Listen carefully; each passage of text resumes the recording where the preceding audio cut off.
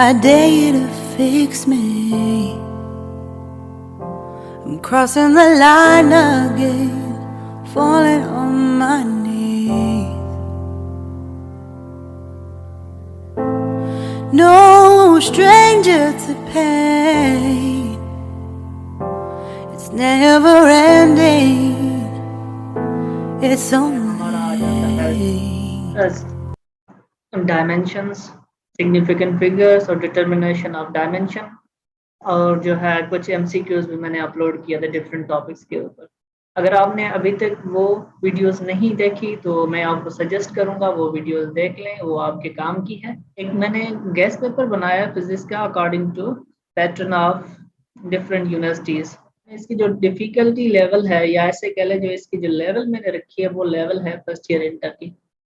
ठीक जी, तो करते हैं स्टार्ट अपने इस लेक्चर को। तो इसमें टोटल अराउंड 60 क्वेश्चंस हैं और मैं कोशिश करूंगा एक ही लेक्चर में इसको कंप्लीट करूं। अगर एक ही में नहीं हो रहा तो हम इसको 2 लेक्चर्स में कंप्लीट करेंगे। ओके जी, so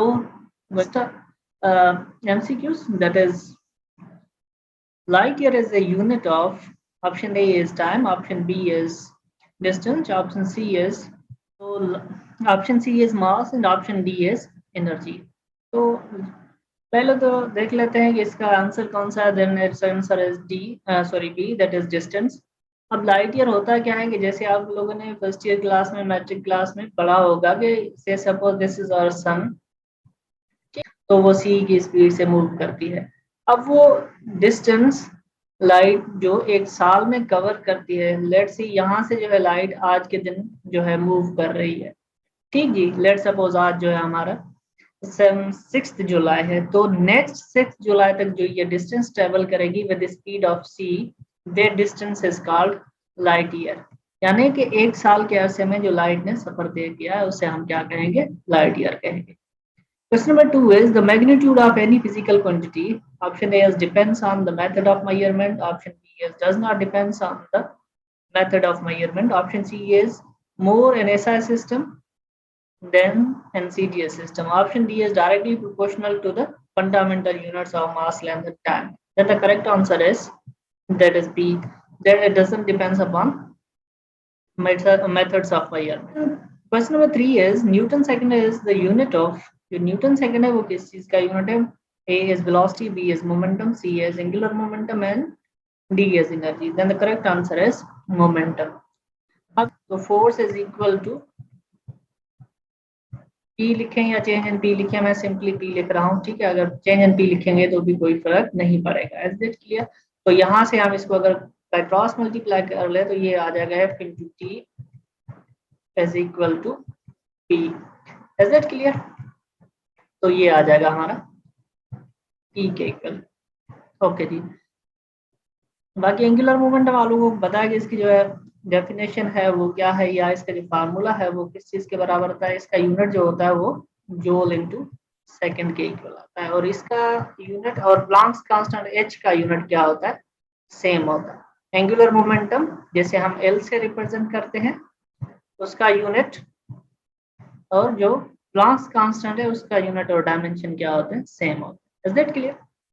okay, then 1 nanometer is equal to 10 to the power minus 9 millimeter. B is 10 to the power minus 7 centimeter. Option C is 10 to the power minus 6 centimeter. Option D is 10 to the power minus 9 centimeter. Then the correct answer is 10 to the power minus 7 centimeter. क्योंकि ये option क्यों सही नहीं है, चलें देखते हैं इनको कि क्योंकि 1 नैनोमीटर जो होता है वो किस चीज के इक्वल आता है। 1 nanometre is equal to 10 to the power minus 9 metre के इक्वल है। ठीक है, अब यहाँ पे कह रहा है कि अगर यहाँ पे मीटर होता तो ये हम जो है कंसीडर कर लेते, ये वाला ऑप्शन। ठीक है, जो सी ऑप्शन है। ठीक, यहाँ तो ये प्लस का पॉसिबल ही नहीं है। तो यहाँ से देखें कि एक जो सेंटीमीटर होता है, या ऐसे कह लें कि एक मीटर में जो होते हैं, सॉरी, तो उसमें कितने सेंटीमीटर आते हैं, 10 टू द पावर 2 सेंटीमीटर, यानी 100 सेंटीमीटर। तो अब इस मीटर की जगह मैं अगर सेंटीमीटर रख दूं तो ये क्या आ जाएगा, 10 to the power minus 9 multiply, metre की जगह पे आ जाए 10 to the power 2 into centimetre. तो ये पॉजिटिव है और ये पावर नेगेटिव है और इन दोनों के बेसिस सेम है तो पावर ऐड हो जाएंगे, बाकी जो फाइनल रिजल्ट बचेगा वो ये बचेगा 10 to the power minus 7 centimeter. Is that clear? Okay, question number 5 is 1 micron is electron is equal to centimeters as, जो 1 माइक्रोन होता है ऐसे समझ ले, माइक्रोन क्या होता है 1 माइक्रो, ओके, वो कितने सेंटीमीटर्स के इक्वल आता है? A is 10 to the power minus 8 centimeter, B is 10 to the power minus 5 centimeter, C is 10 to the power minus 6 centimeter and option B is 1 micron is equal to 10 to the power minus 4. तो आपको जैसे मैंने बताया कि 1 metre में कितने होते हैं 10 to the power positive 2 centimetre या 100 सेंटीमीटर। अब जो माइक्रोन है वो क्या होता है 1 माइक्रो, यहाँ पे हमने नैनो लिखा था, यहाँ पे हम क्या लिखेंगे माइक्रो। तो 1 micrometre is equal to 10 to the power minus 6 metre. Is it clear? आप मीटर की जगह पे आप ये 2 लिखते हैं तो यहाँ से ये 2 पॉजिटिव है और ये 6 नेगेटिव है, तो इनके पावर ऐड करेंगे तो आपको -4 आंसर मिलेगा, दैट इज ऑप्शन डी।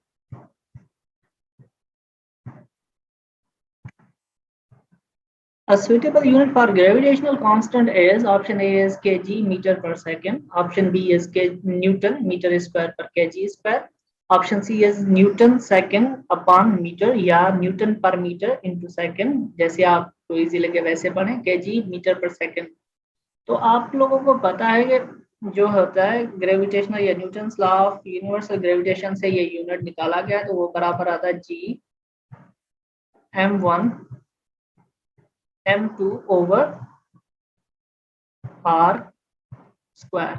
तो हमसे पूछा गया कि इसका यूनिट क्या है, जी का, ठीक जी, ग्रेविटेशनल कांस्टेंट का। ये यूनिवर्सल ग्रेविटेशनल कांस्टेंट है, इसकी वैल्यू जो है सिर्फ सिस्टम ऑफ यूनिट पे डिपेंड करती है, ये एवरीवेयर क्या रहती है, सेम रहती है वैल्यू इसकी। स्पेस में कहीं पे भी आप चले जाएं, इसकी जो वैल्यू है वो क्या रहेगी, वो वही 6 पॉइंट इंटू, बाकी सिस्टम ऑफ यूनिट को कन्वर्ट करेंगे ऐसा ऐसे सीजीएस में जाएंगे तो उसकी वैल्यू चेंज हो जाएगी, बाकी हर जगह पे स्पेस में इसकी वैल्यू कांस्टेंट रहती है। तो यहाँ से जी की वैल्यू अगर निकाले तो ये आर जो स्क्वायर है ये ऊपर चला जाएगा, यहाँ पे हो जाएगा न्यूटन, ये ऊपर आएगा, इसका यूनिट डिस्टेंस का मीटर है तो newton metre square upon KG square, and this is the correct answer.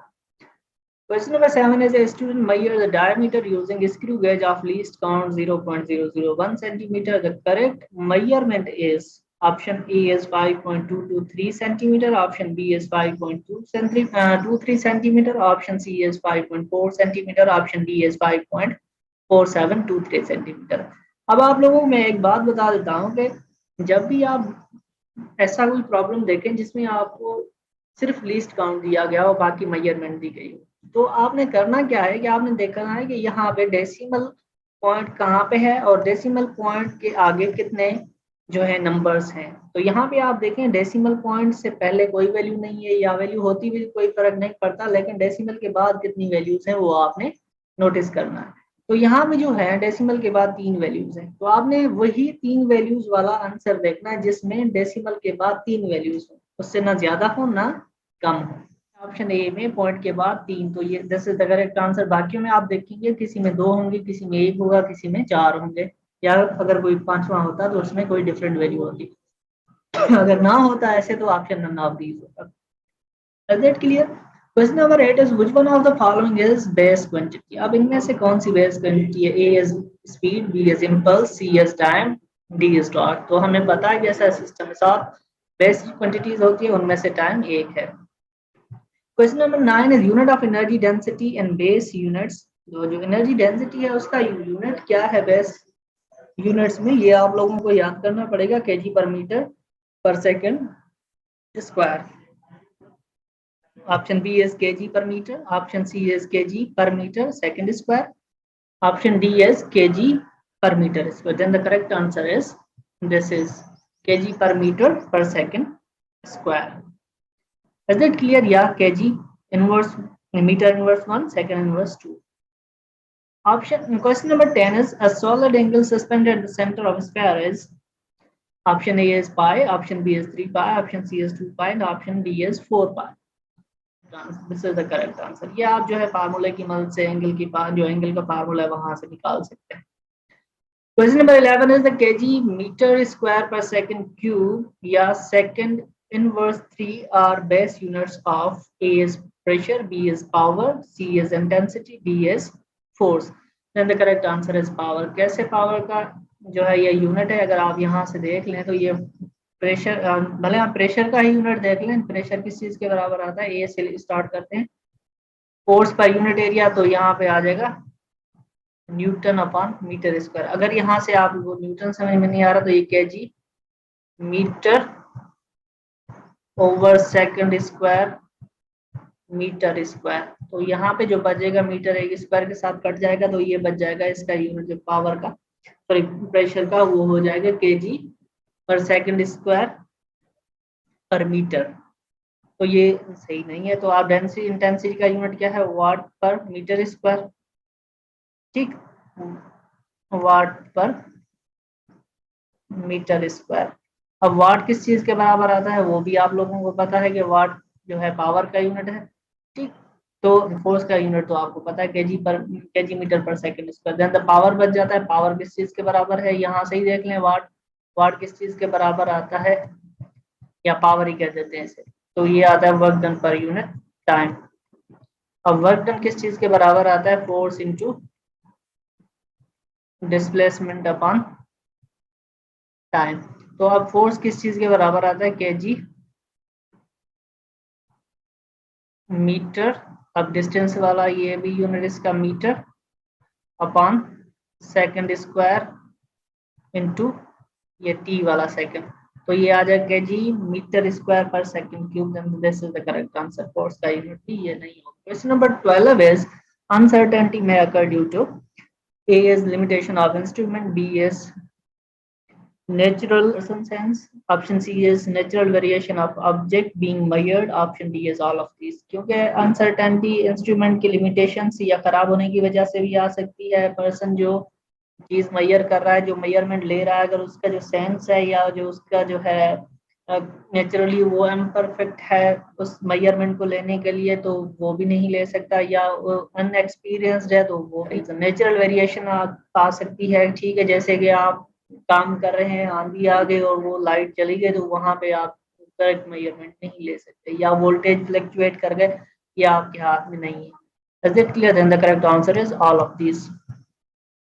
Okay, question number 13 is the unit of angular acceleration in the SI system is, option A is Newton per kg, option B is radian per second square, option C is meter per second square, option D is meter per kg into Kelvin. Then the correct answer is radian per second square. Question number 14 is, in S is equal to A plus B into T plus C T square, S is measured in meters and T is measured in seconds. The unit of C is, option A is none, option B is meter per second, option C is meter, option D is meter per second square। then the correct answer is metre per second square. वो कैसे आया वो बताता हूँ कि हमने पीछे जो है पढ़ा था डायमेंशन।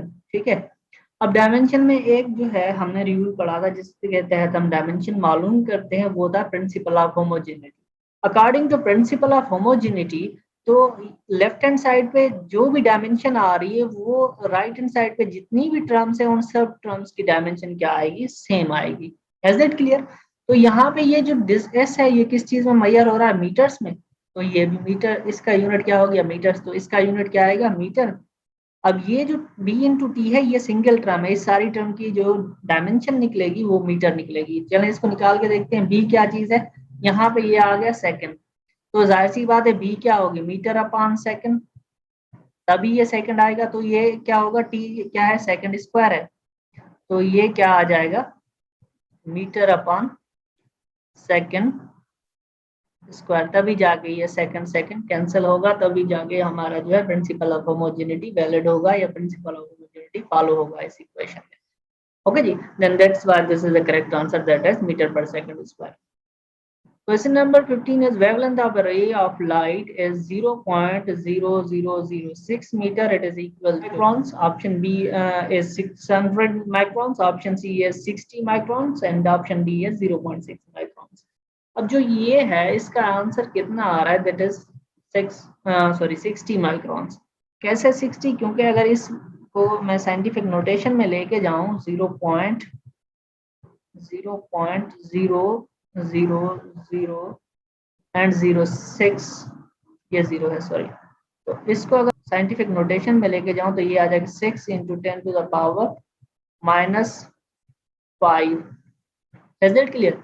तो अब यहाँ से पूछ रहा है ये किस चीज के इक्वल आ रहा है। यहाँ पे देखें, यहाँ पे 6 माइक्रोन है तो यहाँ पे 6 माइक्रोन के इक्वल नहीं आता, 600 माइक्रोन तो भी नहीं आ रहा है, ठीक है। तो यहाँ से इसको हम अगर माइक्रोन में कन्वर्ट करना है तो क्या करेंगे, एक 0 एक्स्ट्रा दे देंगे तो ये आ जाएगा 10⁻⁻6 ठीक है। यहाँ पे आ जाएगा ये का वाला आंसर 60 × 10⁻⁻6 माइक्रोन, ठीक है।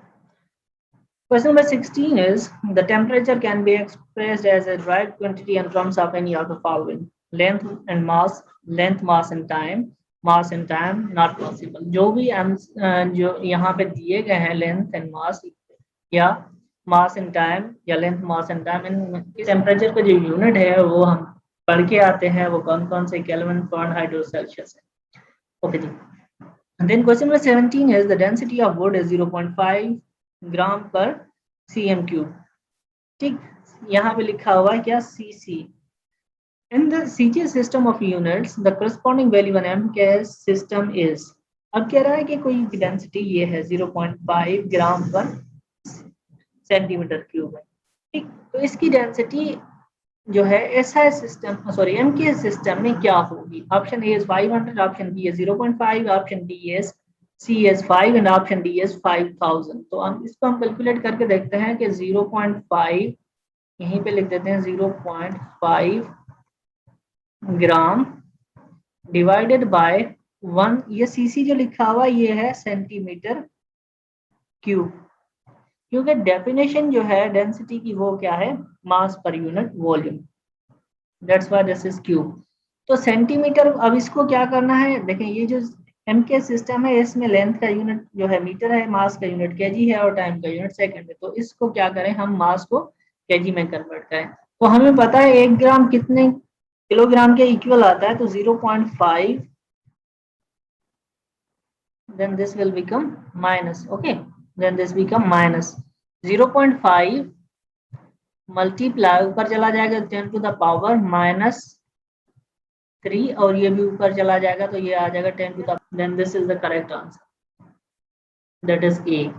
क्वेश्चन नंबर 18 is अर्ग पर, यहाँ पे मीटर लिखा हुआ, ये अर्ग पर सेंटीमीटर होगा, यहाँ पे ये आएगा अर्ग पर, इसको मैं ऊपर लिख देता हूँ, अर्ग पर cm इनवर्स 1। अर्ग पर सेंटीमीटर कैन बी बार, जो अर्ग पर सेंटीमीटर है वो पूछ रहा है कि किस चीज का यूनिट हो सकता है। Then option A is force, option B is power, option C is momentum and option D is acceleration। Then the correct answer is force।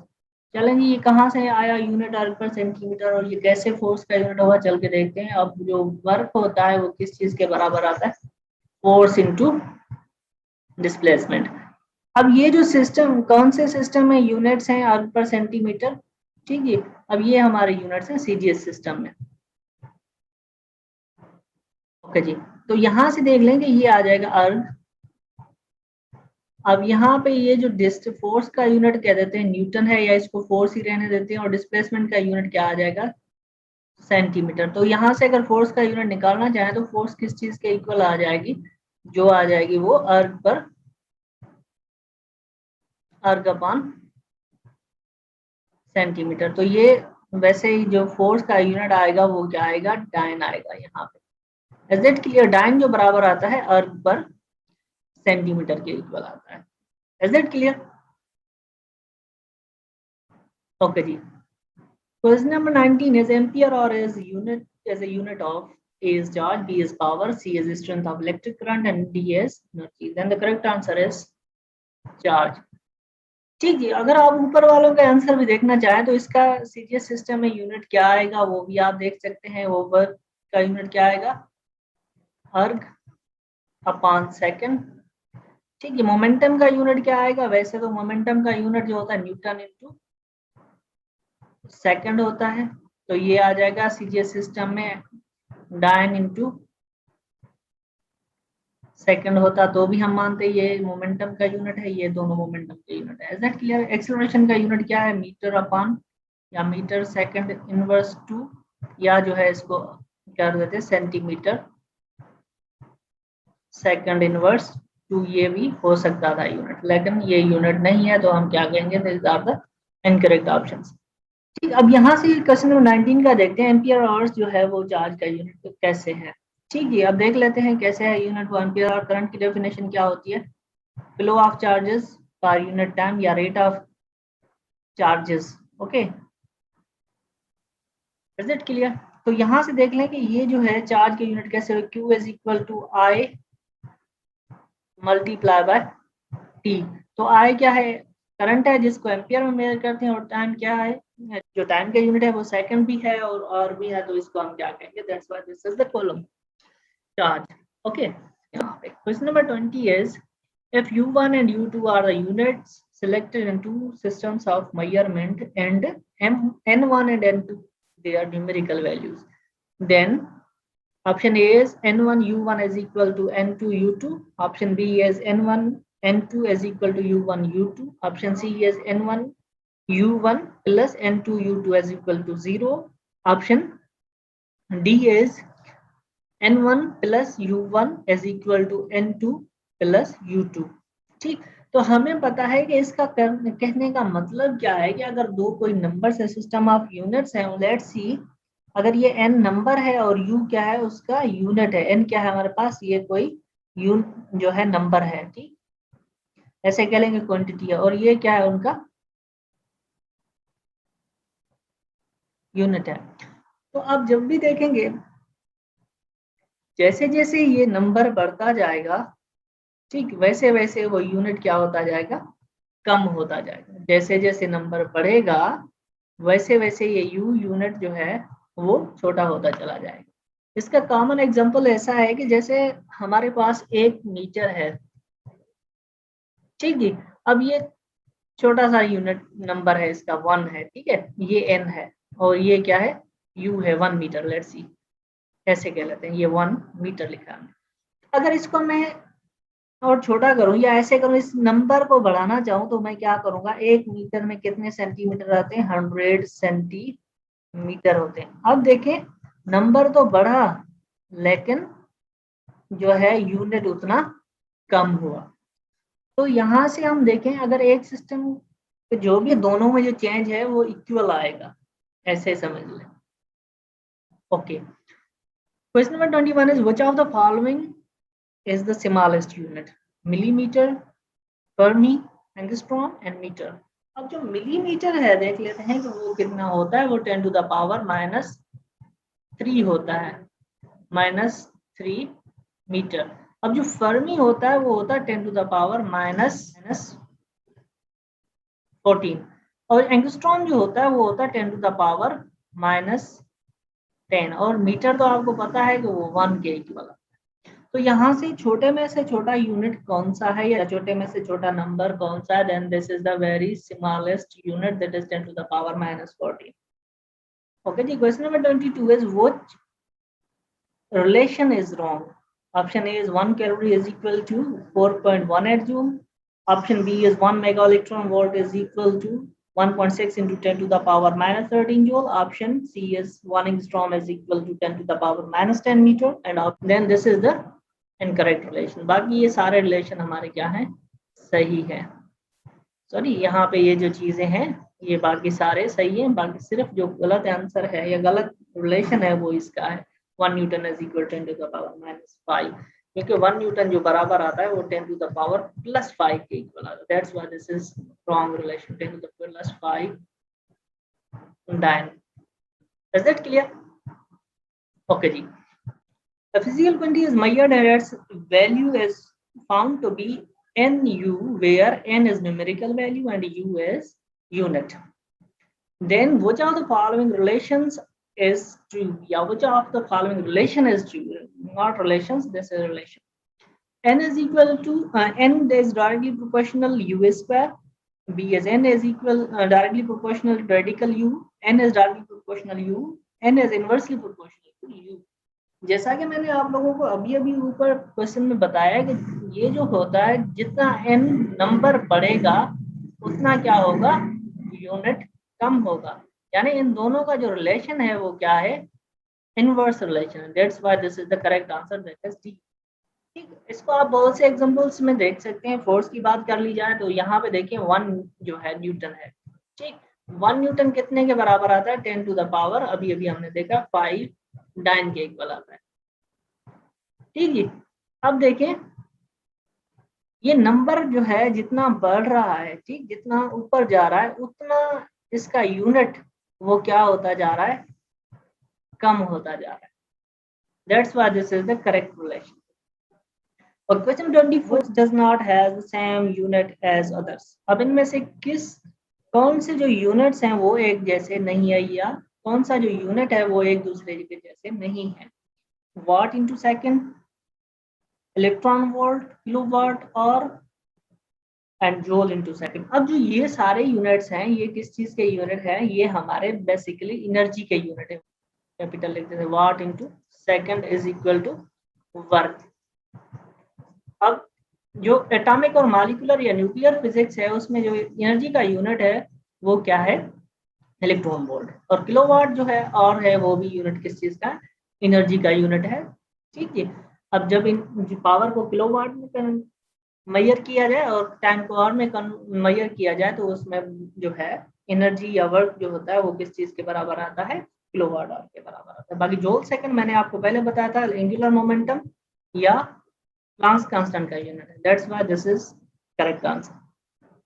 Question 25 is which of the following system of unit is not based on units of mass, length and time alone? अब ये कह रहा है कि इनमें से जो नीचे दिए गए हैं उनमें सिर्फ लेंथ, मास और टाइम जो है वो अकेले यूनिट्स नहीं है, और भी यूनिट्स हैं।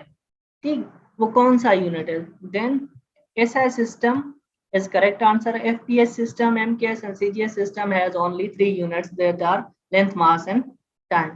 ठीक है, अब देखिए FPS सिस्टम में चले जाएं तो यहाँ पे लेंथ का फुट और मास का पाउंड और टाइम का सेकंड, ये 3 फिजिकल क्वांटिटीज हैं। यहाँ पे चले आए MKS सिस्टम में मास लेंथ का यूनिट मीटर, मास का केजी और टाइम का सेकंड। इसी तरीके से CGS सिस्टम में चले आए तो जो लेंथ का यूनिट सेंटीमीटर, मास का ग्राम और सेकंड। यहाँ पे चले आए तो इसमें 7 यूनिट्स हैं, ना कि सिर्फ 3 लेंथ, मास और टाइम है।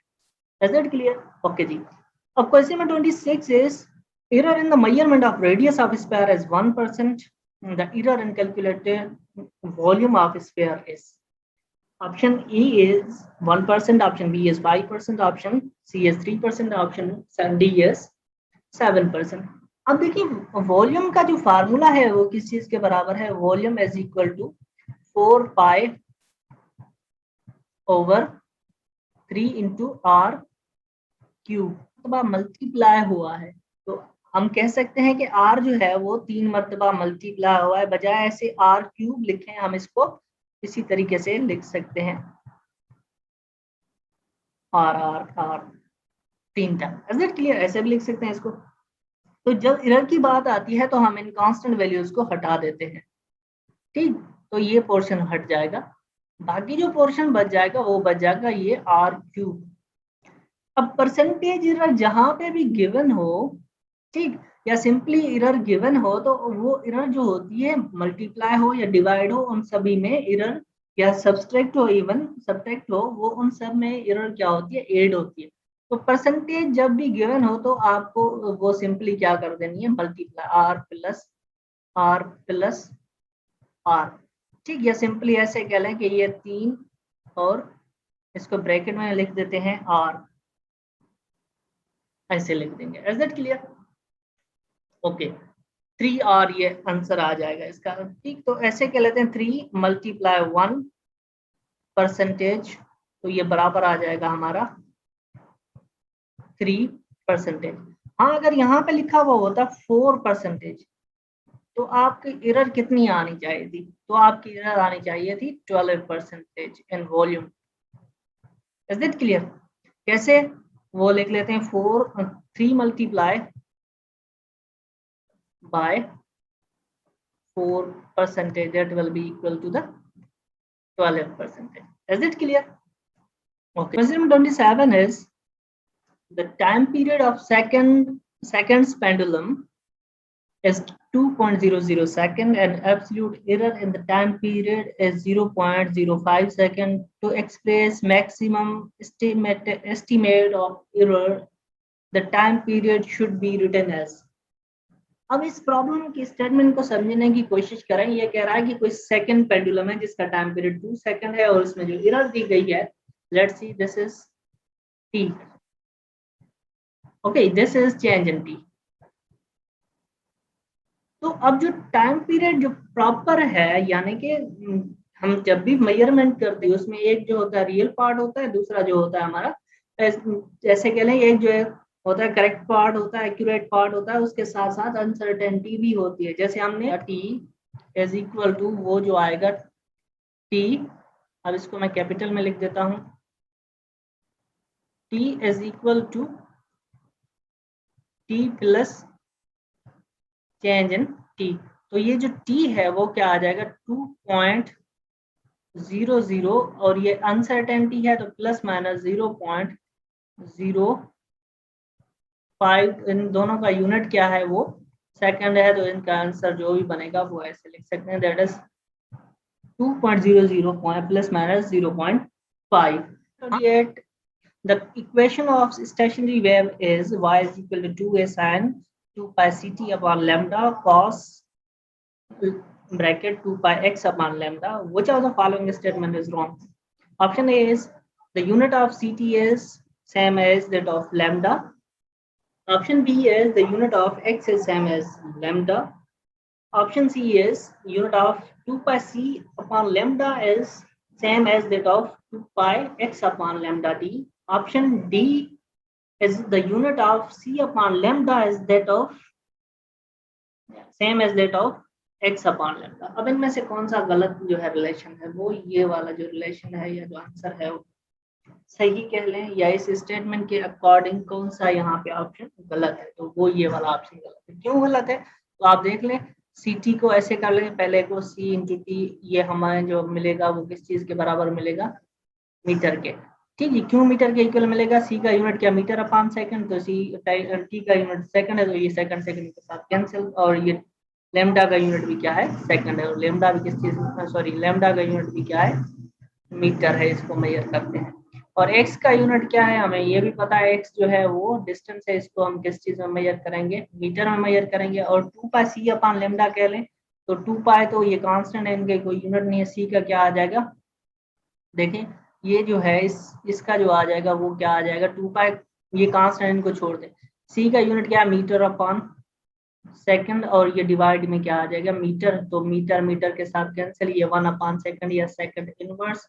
तो इसमें से भी आप देख लें इसका यूनिट क्या है मीटर है और इसका यूनिट क्या है मीटर है, तो ये बच जाएगा सेकंड इनवर्स, ये सही है।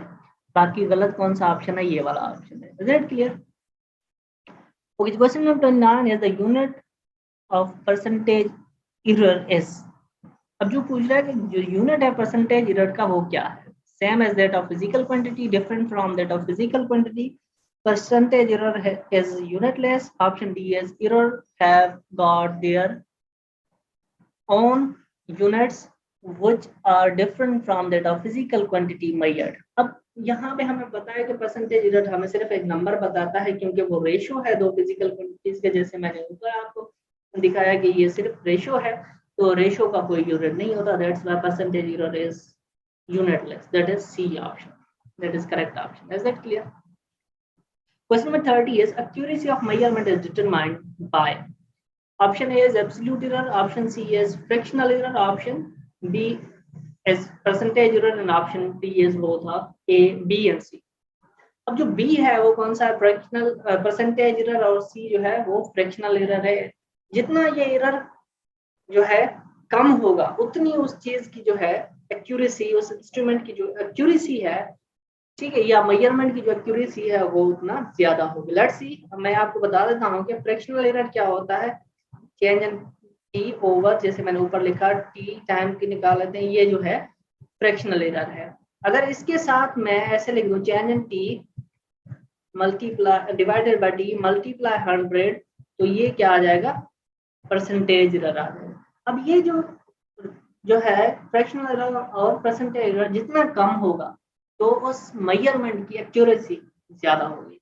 लेट्स सी एक की आ रही 80% जो है परसेंटेज इधर, ठीक, या फ्रैक्शनल एरर आ रही है 0.8, दूसरे की आ रही है मेजरमेंट की 50%, ठीक है, परसेंटेज एरर और 0.5 फ्रैक्शनल एरर। अब आप मुझे ये बताएं कि कौन से वैल्यू की 0. इसकी आ रही है कि 0.8 और दूसरे की आ रही है 0.5, इसकी आ रही है 80% और इसकी आ रही है 50%। तो इनमें से ज्यादा एक्यूरेट कौन सा होगा? जाहिर सी बात है ये वाला जो है सेट ज्यादा एक्यूरेट है, क्योंकि इसकी जो एरर है वो कम है। ओके जी, तो आज के लिए मैं समझता हूँ कि 30 MCQs आर इनफ। तो आप इनके जैसे और MCQ सॉल्व करने की कोशिश करें, ठीक है। अगर आपको कोई भी डिफिकल्टी है इन क्वेश्चन में से, तो आप मुझसे जो है पूछ सकते हैं बाय कमेंट। ओके, तो आप मुझे कमेंट सेक्शन में कमेंट कर दें कि सर ये जो चीज़ है हमें समझ में नहीं आ रही, तो मैं होपफुली आपको जो है वो चीज़ क्लियर करा दूँगा। ओके जी, करते हैं अपने इस लेक्चर को यहीं पे। आप लोगों को ये चीज़ समझ में आ रही है, लेक्चर समझ में आ रहा है, तो मेरे चैनल को सब्सक्राइब करें, लाइक करें और अपने दोस्तों के साथ शेयर करें। अभी तक के लिए इजाज़त चाहूँगा।